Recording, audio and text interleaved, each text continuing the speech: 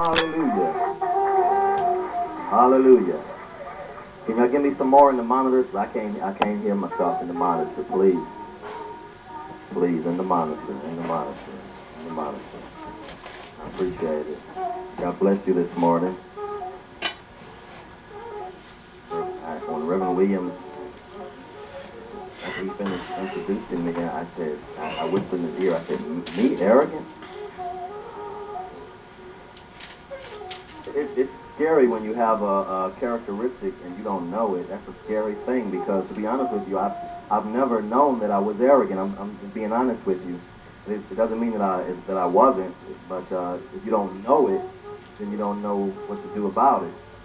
I went to a job interview last year. As many of you know, I taught for a year at Hillsman Middle School, and I interviewed. They called me. They said, we want you to come work here in the middle school because, you know, you have an application here in Clark County, and we need a Spanish teacher and language arts and all that. And I went and interviewed, and then halfway through the interview, we stopped and took a break, and the instructional coordinator took me around the school to see the classrooms and where my classroom would be, et cetera, et cetera.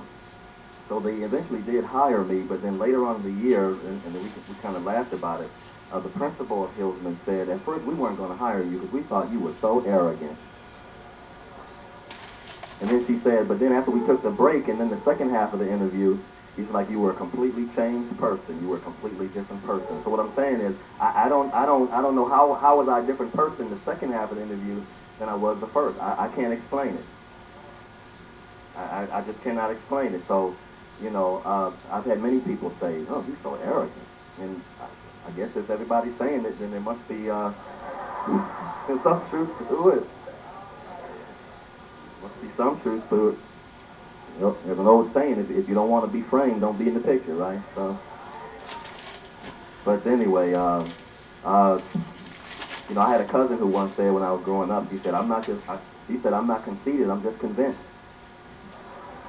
And so I kind of adopted that saying, I'm not conceited, I'm just convinced. And so, but I realized that's not a very spiritual thing to say or to be. And so the Lord, He'll break you. And He's breaking me of some ungodly things in my personality. Just, Elder Thomas said, thank you, thank you, thank you, thank you. I don't know if He's saying that for her or for me. Probably both. But He's breaking me of some ungodliness, some ungodly things in my personality, like He's breaking all of us. You know, when you get saved, that's just the beginning of the journey. But then there still has to come that breaking, the renewing